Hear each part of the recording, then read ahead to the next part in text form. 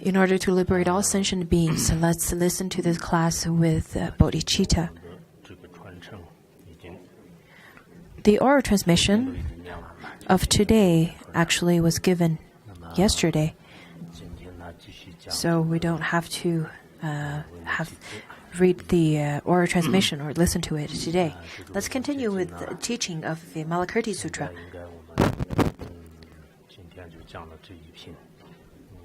In fact, today we'll be able to finish this chapter, and not many chapters are left. During the studying of this sutra, I believe the majority of the practitioners, the Sangha, are rather really diligent without missing a single class. You attach great importance to this class and listen to it carefully. And I really wish everyone who started listening to this sutra would finish this sutra. It is really important to create auspicious arising when you're listening to any Dharma teachings, and not interrupt or stop listening to the sutra in between. Because there are so many sutras and shastras, we don't really know too much about those. We don't have a profound understanding of Mahayana teachings, Mahayana Buddhism. Therefore, we should generate the mind of curiosity and avoid the kind of mind of boredom. Listen to the class when you're happy, and stop listening to the class when you're not. We should avoid such kind of attitude. If you have such kind of attitude, don't mention about studying such profound teachings as the Dharma. You can't even succeed in anything worldly either. So have a mind of cherishing this opportunity of listening to the Dharma. You should know the precious and the preciousness and the value of Mahayana Buddhism, so that you will cherish it, cherish such opportunity of listening to such Dharma. For people who have interest, who are curious of the Dharma, I think some only sample it, but I think for the majority of us, we really want to dig in and dig into this profound Dharma. Vimalakirti, in fact, talked a lot about the profound meaning of Mahayana teaching. I think majority of Buddhists, as the Theravada Buddhist would say, or they only study the very simple teachings from Theravada tradition, such as the 12 links and so on. But lots of the skillful means of bodhisattvas and the truth of all phenomena are really not learned or studied ever before, at least not much. So, if you have the mind of studying and practice Mahayana Buddhism, it is really crucial to study sutras like such. In fact, all throughout history, such sutra is attached with great importance. The Avatamsaka Sutra as well as the Vimalakirti Sutra are considered as the most important sutras in Zen Buddhism, as well as the Sutra of Sixth Patriarch, the Platform Sutra. It has great influence coming from Vimalakirti Sutra. everything's so impermanent throughout the river of history. Today, we're studying this sutra, listening to this sutra, and the people who used to listen to this sutra, who were really important, and nowadays the people who listen to this sutra are not many, including in mainland China monasteries as well as other places in the world. So it is quite important to be able to receive the oral transmission, and once you receive such oral transmission and the teaching of the sutra, then you should make the aspiration of propagating this particular sutra and carry the teaching forward. Once you make such great aspiration, you will definitely have the opportunity to propagate this Dharma, even if not in this lifetime. In the future lifetimes, you will be able to do so. In my before class, in fact, in my after class, after the after class chanting, we usually have the oral exam as well as the group discussion, and during which, if you participate in such discussions, you should make the aspiration of having the opportunity of turn the wheel of Dharma. Whenever it's your turn to make an oral presentation on the sutra after class, then you should make the aspiration that please let me be the one to make the oral presentation, so that it will plant a seed for my future Dharma propagation on this sutra. And may I please have many retinues and students listening to the sutra from me in this lifetime and next lifetime. This kind of opportunity is rather really difficult to gain, and it is quite auspicious. So if you have the great aspiration and have the right aspiration, then by doing this, you gain great merits. Throughout this endless and beginningless samsara, we went through so many difficulties and so many things.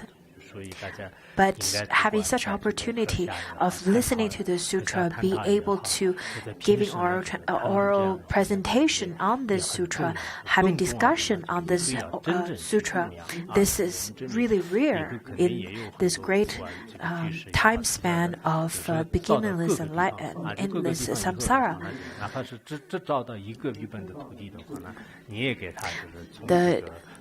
Let it be a lay practitioner or a monastic, you should make the aspiration whether if you only have one disciple, even if this disciple is really not that sharp, you still will teach this sutra to them. And this kind of opportunity is very precious, and this kind of mind of propagating is very precious. Do you have this kind of aspiration? How many have such aspirations?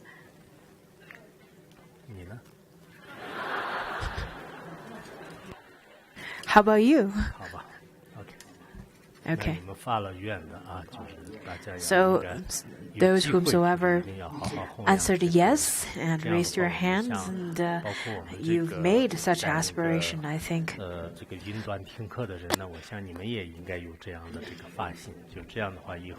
The people whomsoever are listening to this class through internet, you may also make such aspiration in different times, in different time periods, different places. You should make the aspiration of giving the sutra to others, or sometimes you could, even before you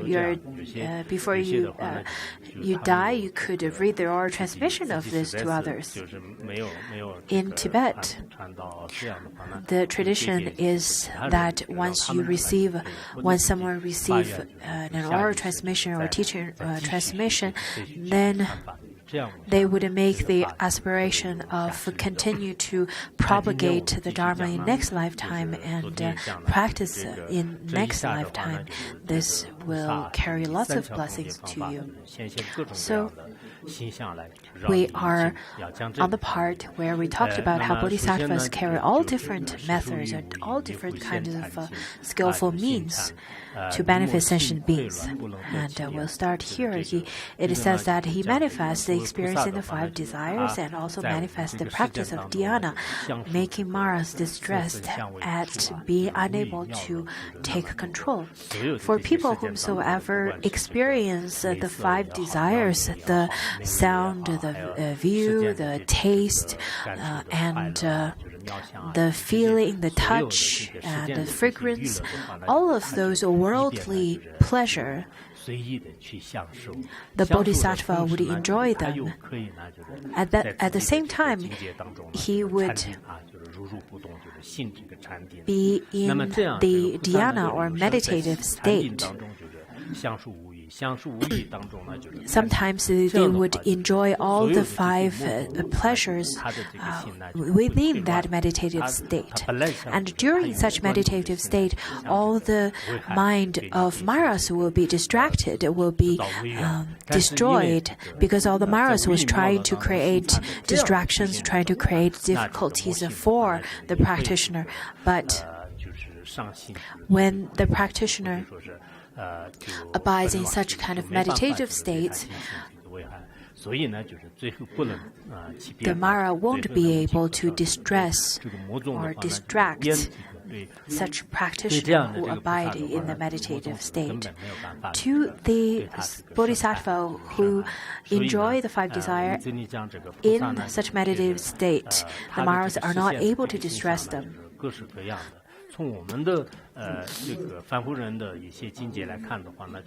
The bodhisattvas manifest themselves in many different forms. From mundane people's eye, we can't agree that a person is dancing and singing, and they're in meditation at the same time. What are you talking about?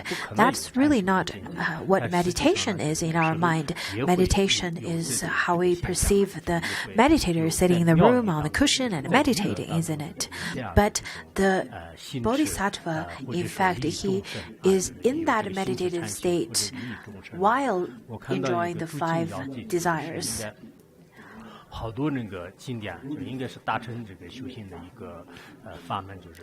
In a compendium of all sutras, it has a story within. Shupati asked a lady, a woman, and saying that, "Who is your husband?" The woman answers, "I have many husbands. My husbands are the ones who enjoys the 5 desires. They are all my husbands." Then Shupati continued to ask, "How do you magnetize them?" And the woman answers, "I magnetize them who enjoy provision with provision, and I magnetize them who enjoy 5 desires with 5 desires." Use such methods, I give them pleasure.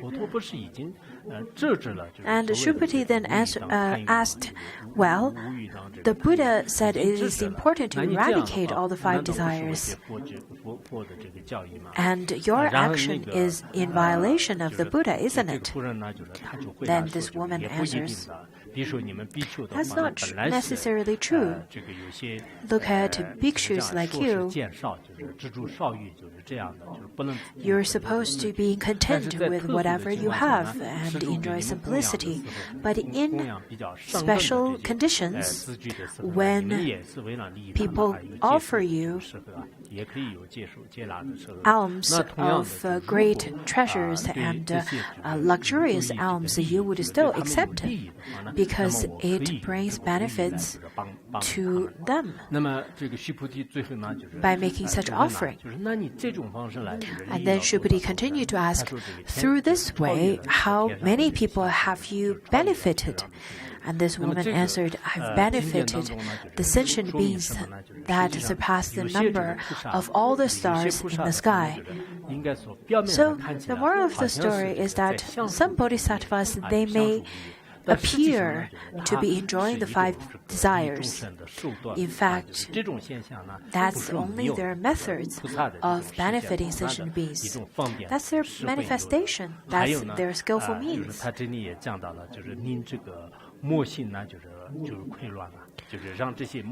So it talks about making Maras distressed, making the Maras so ashamed and not able to create any obstacles for them. In the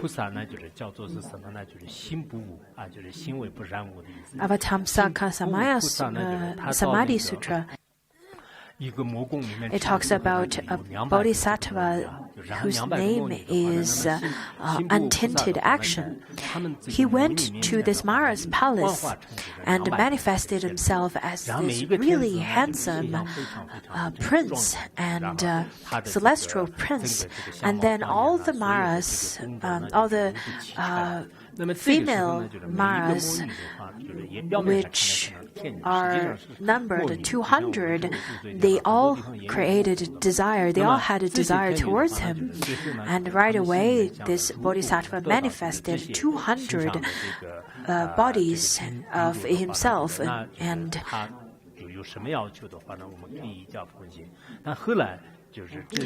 then the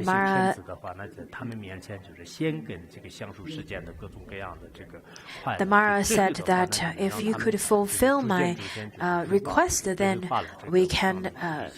we will follow your order. And then this 200 bodhisattvas and 200 female Maras, then they enjoyed pleasure, and eventually the bodhisattva led them into the path of liberation. So sometimes the bodhisattvas and Maras are not really separate. As in the Zen tradition, that's what they said. In Theravada tradition, it is important that you only follow the Buddha's path and not the Mara's path. Otherwise, you're really going astray. So as practitioners,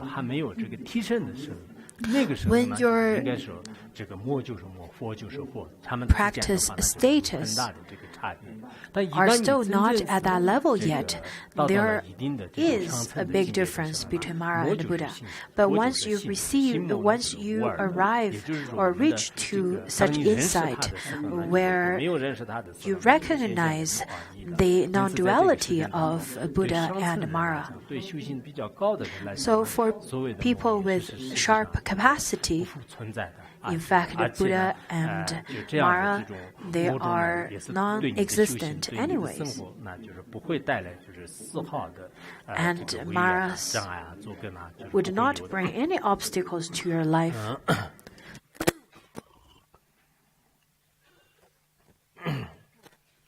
And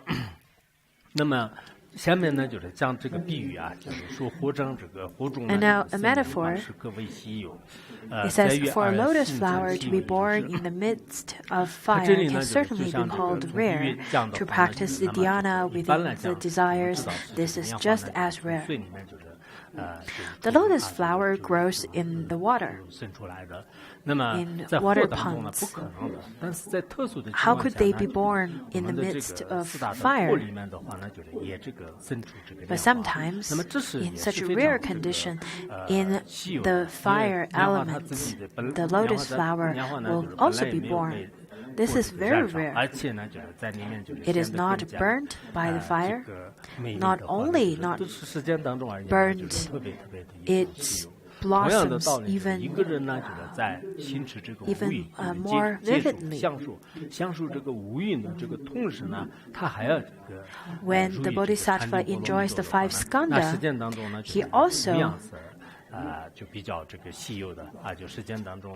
abide in the meditative state. This is also as rare, just as rare.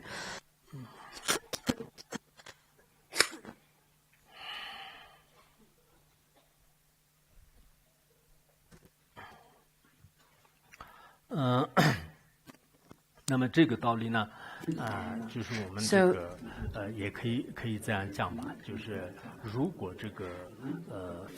that's the meaning of this metaphor. If the affliction does not tint this bodhisattva, then it's just like something that survives a great fire, because usually things are burnt to dust in fire. For mundane beings, usually we would practice the meditation in a quiet place, but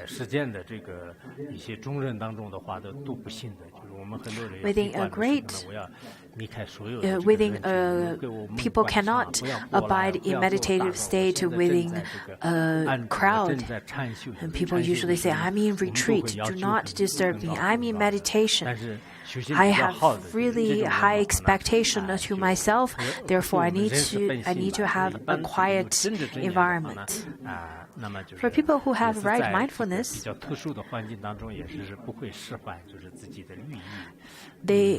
when their right mindfulness is very much stable, then they won't lose such meditative state in even very chaotic environments. As Shantideva said that if this is how I act and live, then even in the midst of evil folk, or even with fair women, all this is well. My diligent observance of vow will not decline. In those evil folk, such as butchers, prostitutes, and so on, and within the group of beautiful women, all those monastics with pure precepts, they have right mindfulness, then they won't get disturbed either. Some monastics, some lay practitioners, especially monastics, they seem to be in a group where it doesn't seem to be like a pure environment for the monastics, and stay in the heterodox groups.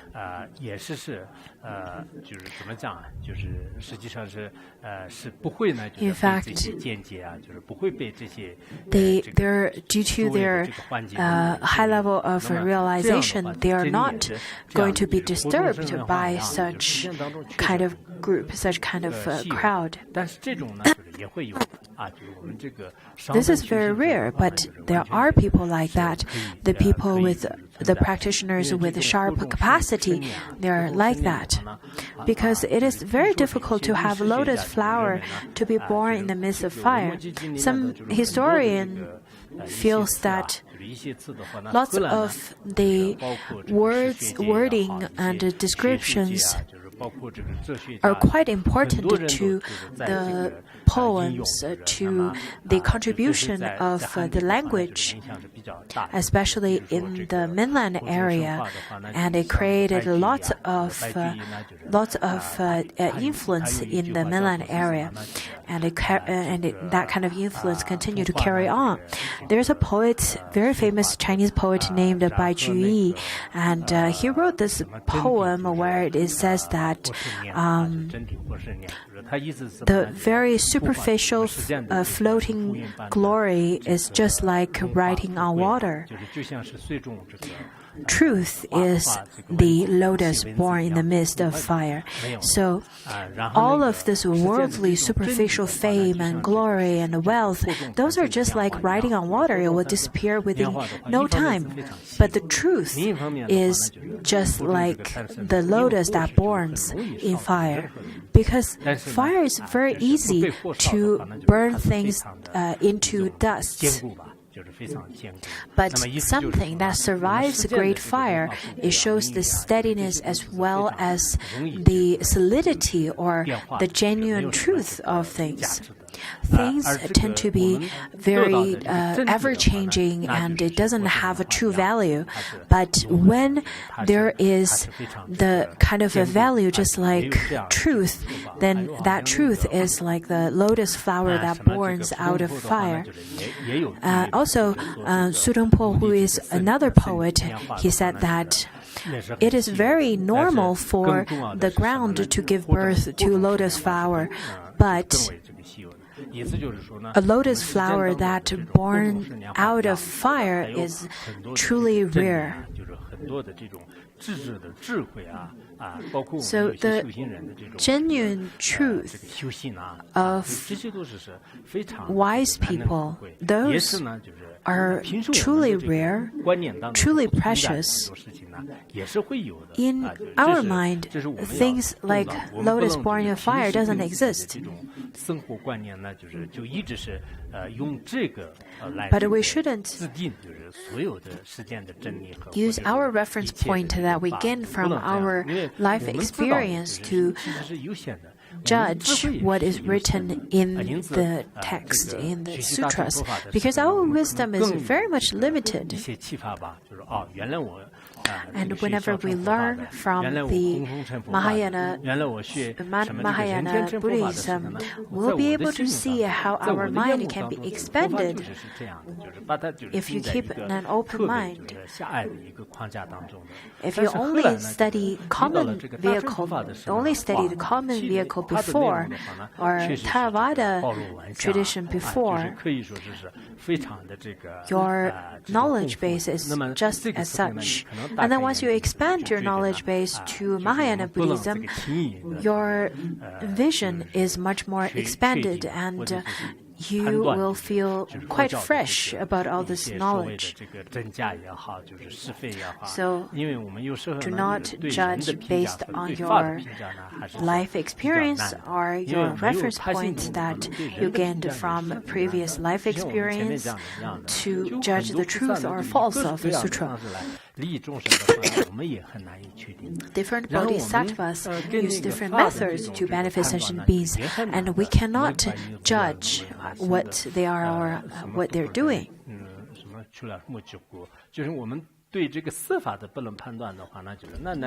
We can't even have a very genuine analysis on the forms, on the things that exist outside. How can we make judgment based on our previous knowledge on the profound Dharma and profound truth? So it's quite important to keep such kind of open mind and not judge in such a way you're not creating negative karma for yourself. Continue with the stanzas. He may manifest himself as a prostitute, enticing those who enjoy sensuality, first enticing them with desire and later causing them to enter the wisdom of the Buddha. Sometimes the bodhisattvas would manifest themselves as a prostitute. And they would entice people who enjoy or dwell in sensuality. After enticing them, they would use such kind of attraction and such kind of sensuality enjoyment, and then they would use that to fish them out and then cause them to enter the wisdom of the Buddha.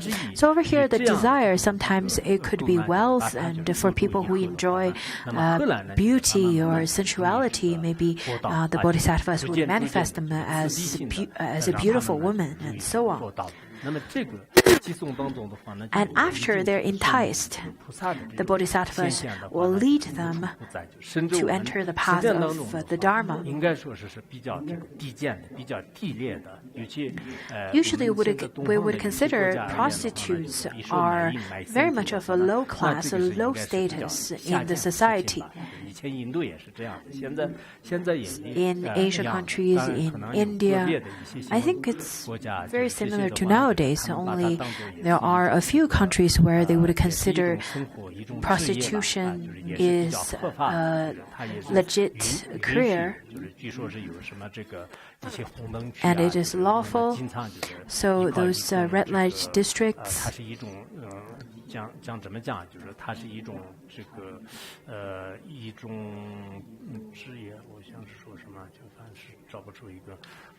career? I think I'm not sure if that's the word I'm looking for.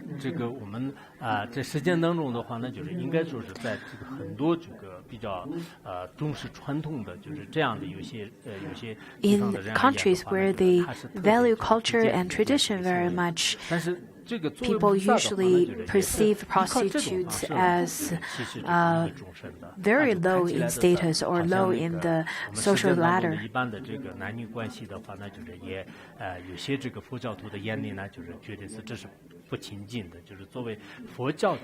There are also intimate relationships such as men and women. I think sometimes the Buddhists would usually even consider those kind of intimate relationships as impure because the Buddha is supposed to be celibate.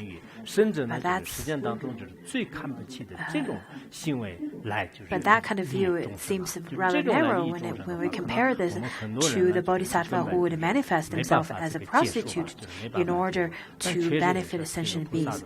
I think normally people can't accept such kind of manifestation.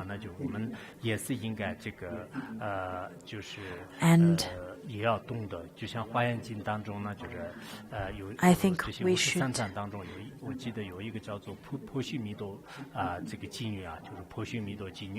And I think we can be more open-minded about that.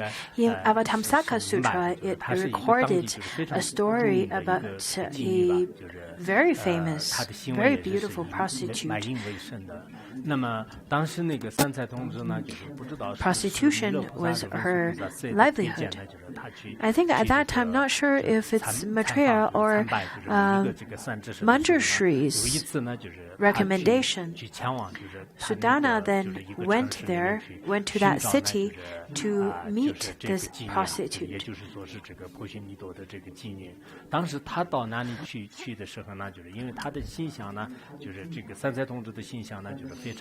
Because Sudana is very handsome and looks very proper, really respectful, and it makes people feel very much respected and make people feel pleasant. So when Sudana started asking about this prostitute, people felt really odd and felt that prostitution and this particular prostitute, although it looks really beautiful, but this career is a very low and dirty career. So they suggested that Sudana shouldn't go and visit her.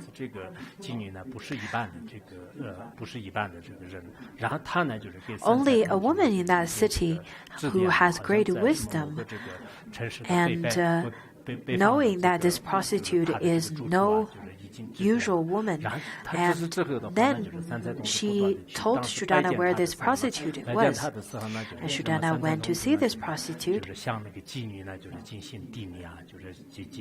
He first, after meeting her, he first prostrated to her 3 times, and then said that I want to make the aspiration of generating bodhicitta. Would you please give me teachings of Mahayana Buddhism and the action of a Mahayana Buddhist? and then asked the prostitute, "What kind of action are you taking to benefit sentient beings?" And this prostitute replied, saying that, "Currently I'm using this form and action to benefit sentient beings." After describing the physical beauty of hers and the sound, the melodious sound of hers, her beautiful, luxurious hair, as well as glowing skin, all of those, and her appearance cannot be compared even by celestial goddess. And Shuddhana asked prostitute, saying that, "So what kind of action are you taking to benefit beings?" Prostitute answered, "Whenever I am in front of human beings, I benefit them in the form of theirs, and whenever I want to benefit celestial beings, I appear in their form to benefit them. And whenever people get close to me,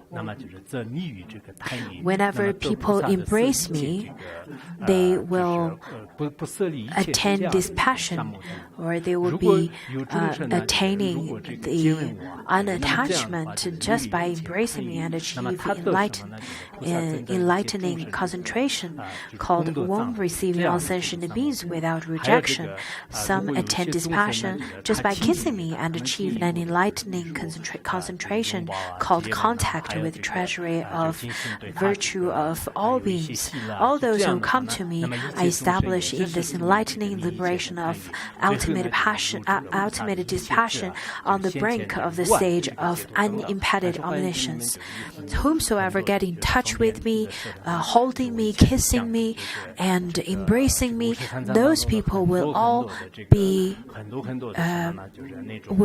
attain the samadhi of some kinds, and will be able to attain omniscience in the future. Sometimes some women, maybe their actions may not seem to be very proper. On the surface, their actions doesn't feel really right, but maybe some of them are manifestations of bodhisattvas, and their intentions are completely different, and their abilities are completely different. So after receiving the education of Buddhism, especially the Theravada Buddhism, we talk about eradicate the desires. Yes, those are the solid desires, the existent desires that you have, and those are the kind of desires, and those kind of desires are a violation of precepts. But in Mahayana Buddhism, once they hear such teachings, especially people who received such education, as I stated earlier, they would feel completely astounded when they hear teachings like such. But bodhisattvas would manifest it in many different ways. The true teaching of Mahayana Buddhism, just as what is taught over here, maybe you see depictions of bodhisattvas in union, and so on. Those are not really odd. Those are rather normal. As Confucius said that all of these kind of desires are rather normal for all human beings. It is very much of human nature. People who received teachings of Theravada or very basic teachings of Buddhism, they would feel that Buddhism is supposed to be devoid of desire, isn't it? But yes, sometimes that's very true in some cases, but in some other cases, in this case, the desire is a method of benefiting beings, and those may appear in contradictory with the previous knowledge, but they're not in its essence. Desire brings suffering, brings affliction, but as Mahayana practitioners through such desire. The goal is to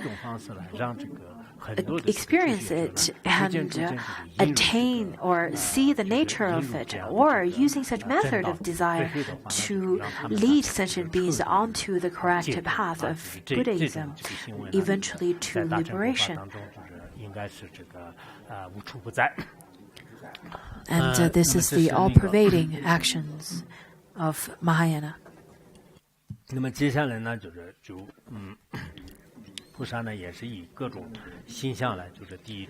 Also, the bodhisattvas manifest and appears in different types of people to benefit beings, such as a village master, merchant guides, national teacher, great minister, in order to benefit sentient beings. Sometimes they will be in small villages, and they will become the leader of this village.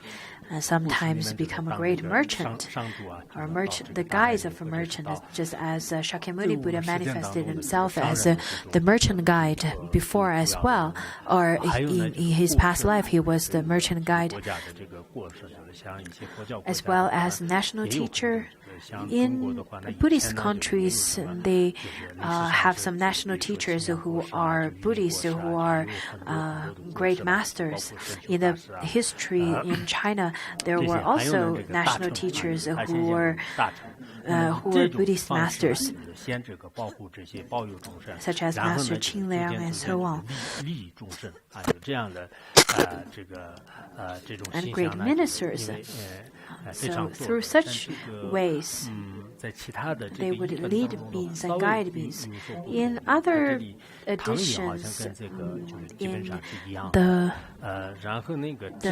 Tang Dynasty's translated version, it is similar to this version. And in the Tibetan version, it says it's a priest, or rather a teacher of the emperor of the king. And in the Sanskrit version, it has another person who is a priest, and a cabinet or hand of a king. In different editions, translation editions, this actually has a little bit difference, but it's generally the same in essence. What this people means or represents are people who have certain power in the country and can lead the country, because as kings, as great ministers, as merchant guides, whatever they say, even just one order, one command, the whole country will follow them. If a national teacher makes one request or one order, then the king would also follow the teacher, and the citizens of such country would also follow his order. The merchant guide, a great boss or CEO, once they want to initiate any kind of new project in the company, next week we'll practice the Heart Sutra, then everyone will follow. If the big boss makes such command, then everyone will follow such command. Whenever I visit some company, I noticed that some employees don't want to chant the Heart Sutra. I noticed some employees who don't want to recite the sutra or chant the sutra. Their mouth will still move, but because they're too afraid of disobey the big boss, therefore they would still do it. Some people, don't want to be a politician or be of great authority. But in this case, I think if you have the opportunity to have great power, I would rejoice it. I had a friend before, and he asked me when he got a promotion. He asked me whether if he should take that promotion. And he asked for my opinion. I said, yes, I think you should if you have such opportunity.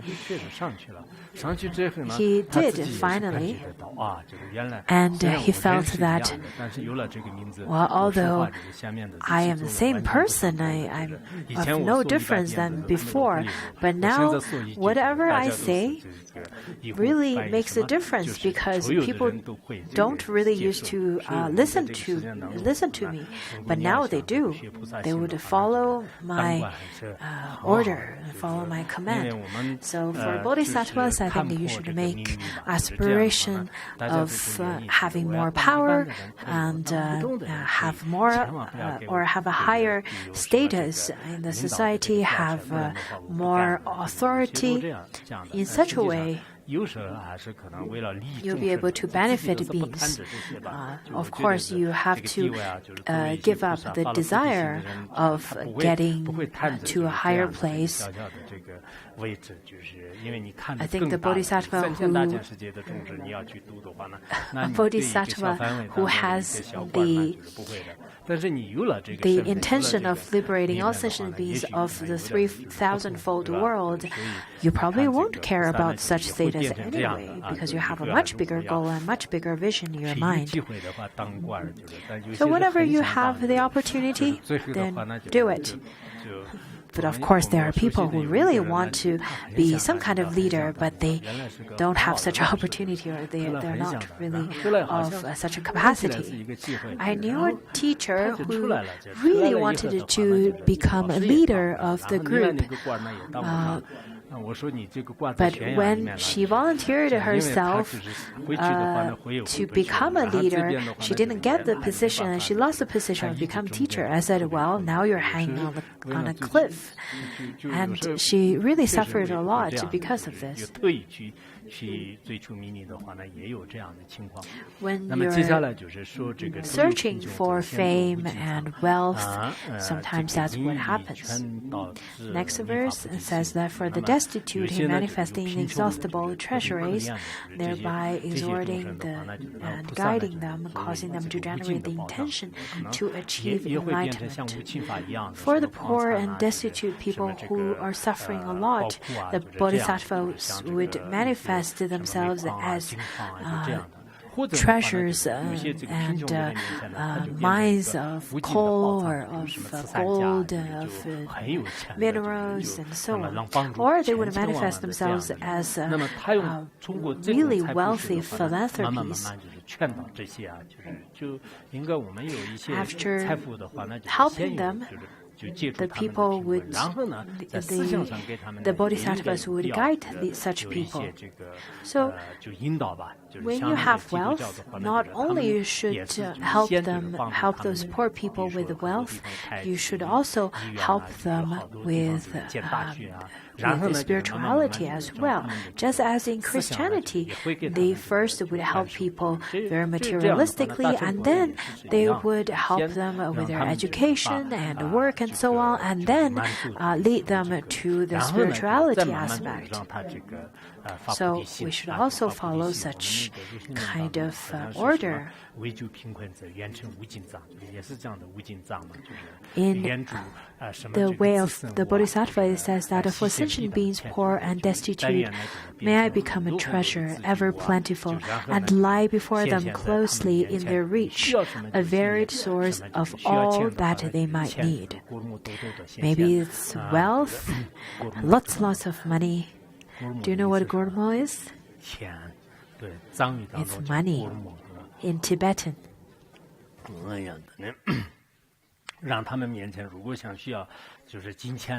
So for people who need money, then the bodhisattva would manifest themselves as money.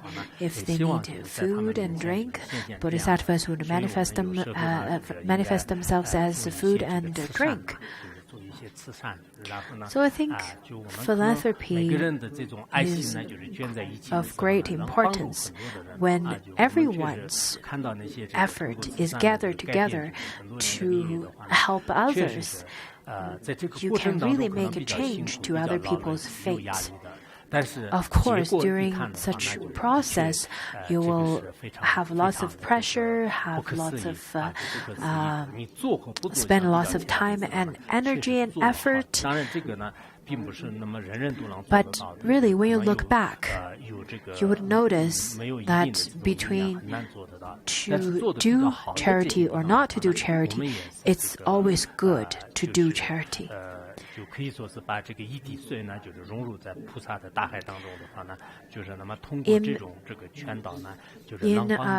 places where they are doing a great job in terms of charity, they really gather a little drop of water of everyone's effort. It's like a drop of water, and merge that into the ocean of great effort that's made by everyone. Of course, there are places that we cannot reach, and there are people that we're really not able to help, but we can help as much as we can. Just as a story goes, I quoted before that a child at the seashore picking up fish, washed up to the shore and struggling to survive. He picked up all the fish. He picked up one fish at a time and throwing them back to the ocean. So it is important for each fish to continue their life. But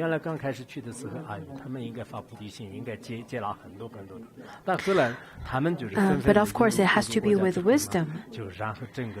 When I went to Europe, I felt that Europe is so advanced and so much developed, so they should really generate the bodhicitta to accept as many refugees as possible. But after a while, you'd notice that refugees are not making a great impact in their society. And then I was thinking that wisdom is really of great importance when it comes to charity as well. Once you have both compassion and wisdom, then you'll be able to succeed in whatever charity you do. For those who are selfish and conceited, he manifests himself as a great warrior, decimating the pretensions of sentient beings and causing them to abide in the unsurpassable path. Because people who are arrogant, they will get pacified once they see people who are much greater than them.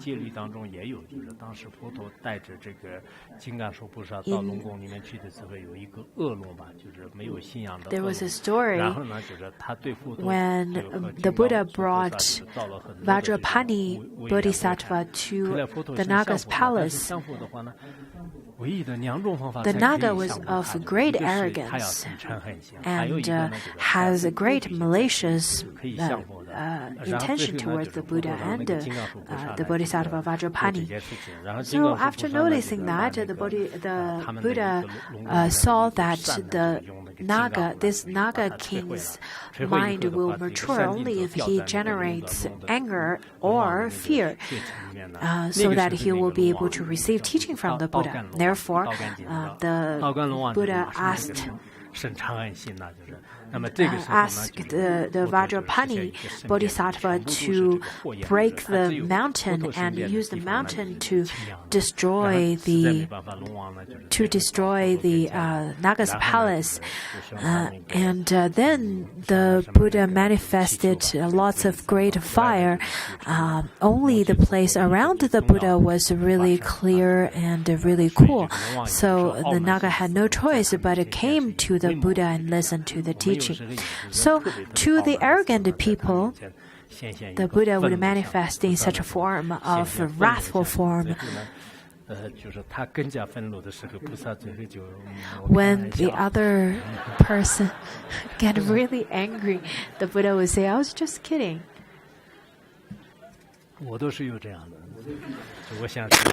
Sometimes I do that. At first, I really wanted to use arrogance. Wanted to use wrathful form to tame him, and sometimes they would argue back even harder, and then I would have to say that it's okay, I was kidding. It's just slowly you lead them to the path of Buddha, or the Buddha Dharma. The host of fear striking, he shields and comforts, first giving them fearlessness, and then causing them to generate the intention to achieve enlightenment, not to ask them to generate a bodhicitta and to chant the name of Buddha when he was having fear. So the first thing the bodhisattva would do is to pacify such fear, to comfort people with such fear. In our world, nowadays people often have lots of fear. We talked in the Sikalabhata Sutra. We also talked about how nowadays how people have the 4 kinds of minds that are 3 poisons and fear. When people are sick, some skillful doctors would use placebo to comfort them first, to take some candies as medicines, and after the patients get really relaxed, then the doctor will continue to cure them, or so on. Sometimes words don't really help. Lots of the catastrophes that happens in this world are quite fearful. This morning, the Notre Dame Cathedral was burned. Back in 2015, October 16th, I went to the few different places of France, of Paris, including Notre Dame Cathedral. And when I was there, I was very much in awe of such great structure. Some say that it took them 86 years or over 100 years to build such a cathedral. And it survived the First World War and the Second World War. But yesterday, the fire just devoured this beautiful structure. I saw many people kneeled in front of the scene and had lots of fear. Earthquake, tsunami, great fire. Those are of great fear to human beings, because in front of those catastrophes, human energy or human actions are very minimal effect. It's very good for people to make prayers.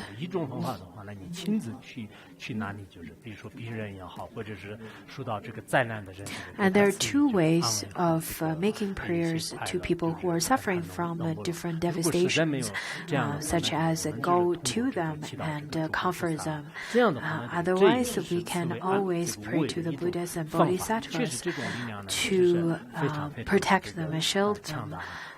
In such a way, it is also to give them comfort as well as strength.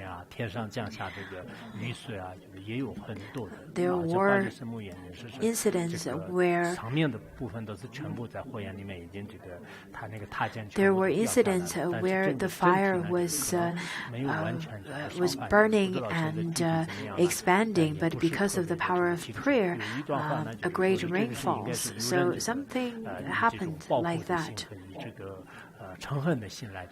Some people say that the Notre Dame Cathedral burnt,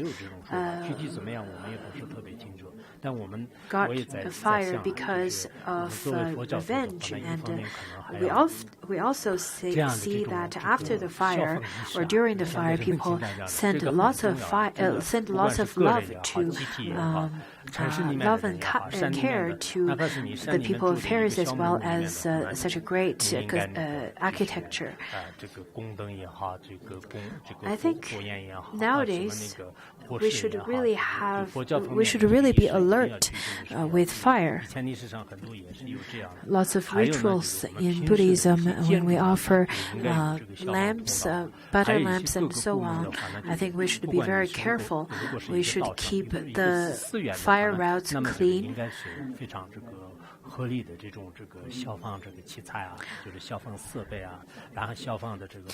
And you should have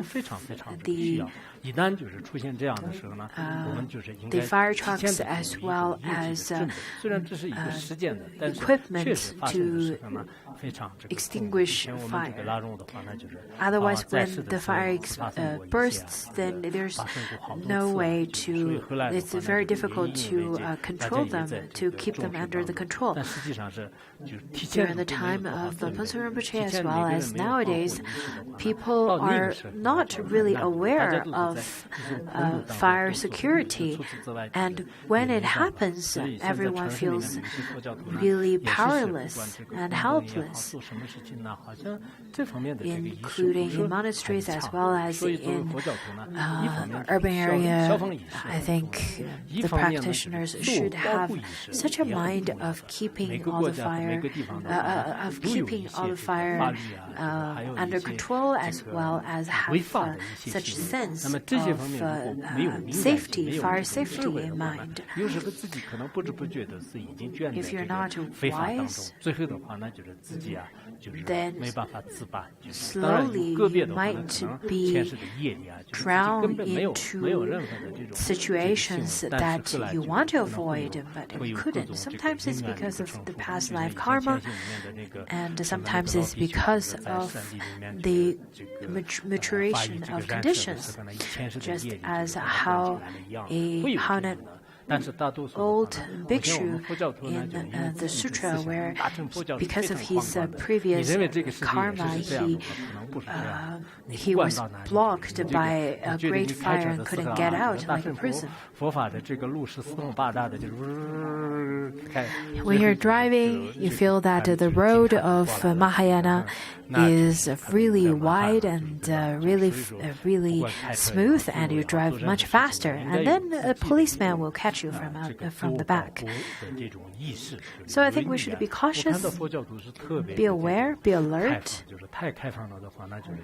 Whenever I see lots of Buddhists who are too open-minded, who are too outspoken, I think that's not really safe.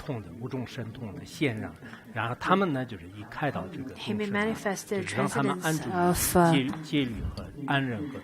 the sensuous desire and become a transcendent of 5 penetrations, guiding the host of beings and making them abide in morality, forbearance, and sympathy. Over here, he manifests in the form of a celestial sage, where celestial sage, they naturally don't have desires. Usually they would manifest in a way of purity, but over here, because they want to help the sentient beings, they would manifest such a way to help the sentient beings and making them abide in morality, forbearance, and sympathy. So seeing those who should be served, he manifests him as a servant to make them happy, to make them content, and to follow their order and do whatever way they want, and taking joy in the affirmation of one's intention, those to be honored generate the intention to achieve enlightenment. So we should not look down upon others or look any less of people of lower status, because you never know, and bodhisattvas would manifest in different ways to benefit sentient beings. I see some of our practitioners and their social status as well as their academic achievements are rather high, and they really conceal all of their past achievements, and they volunteer as janitors, as volunteers who work in menial work. Only after I find out, I feel, wow, he's really great. He really is not of any arrogant.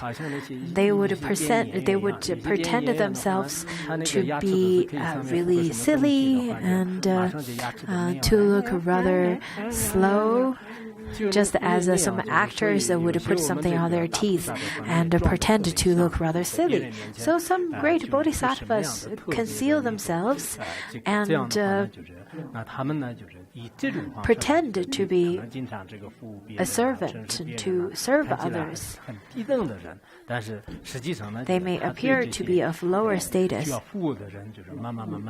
but to people who need to be served, through their service, they would lead such people to the path of liberation as well. In accordance with the needs of others, he caused them to enter into the path of Buddhahood. Using the power of good, skillful means, he provides sufficiency to all. Bodhisattvas use the power of skillful means. This part is a little bit different in the Tibetan version. It's a little bit in juxtaposition, but this is also okay.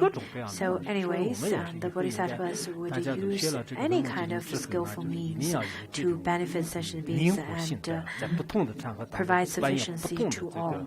So we should be more flexible. We should be able to play any kind of forms, any kind of roles to benefit beings as Mahayana practitioners. And thus are the paths immeasurable, which he traversed without restrictions. Because the paths are immeasurable, therefore his actions could be immeasurable. His wisdom is without limit in saving the innumerable host of beings. But Mahayana Buddhism is just like such, as the Buddha in the causal state, he manifested or he had lives as a butcher, as a prostitute, as a eunuch, as heterodox practitioners. So he used all different forms. He was in different forms to benefit beings. Mahayana practitioners could use immeasurable forms, sentient, non-sentient, innumerable, endless kinds of forms, to be very resourceful in terms of benefiting sentient beings. So in our eyes, we usually only see how Mahayana practitioners only generate bodhicitta, and that's what makes a practitioner Mahayana Buddhist. And when whenever we see people who break the law and stay in prison, in fact, whenever I go to prison to teach, I often think to myself, there must be bodhisattvas in there, in such a form of inmate to help beings in the prison.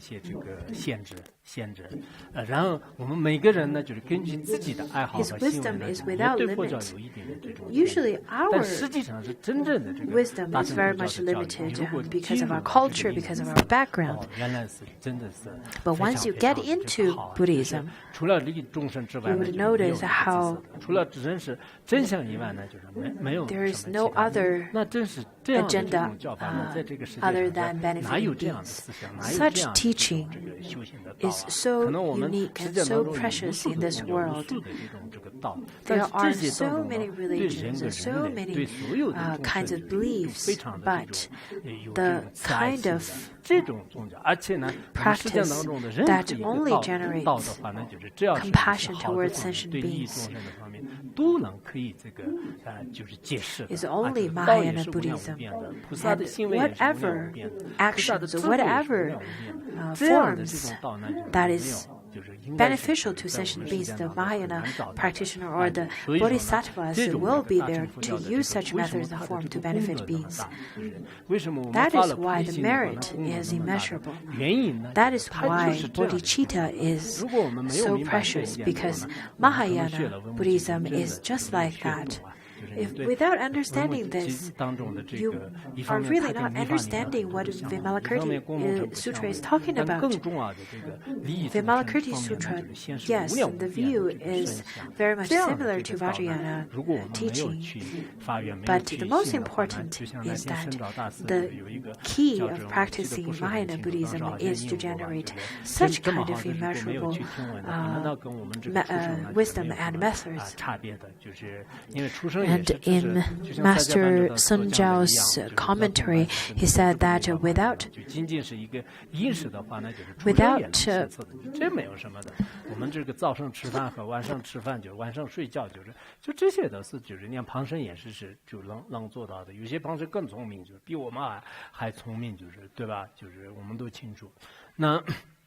那讲呢，就是一切佛啊，就是于无量这个一界等赞叹其功德呢，就有上呢不能尽呐，就是因为这个大乘功德发的功德是诸佛菩萨呢，就是在无量劫当中，他以各种各样的方式来就是赞叹的话，他的功德呢，就是根本没办法就是所尽的啊，就是因为真的这个功德呢，就是那么的大，就是所以这个大家也应该有受这种感觉吧。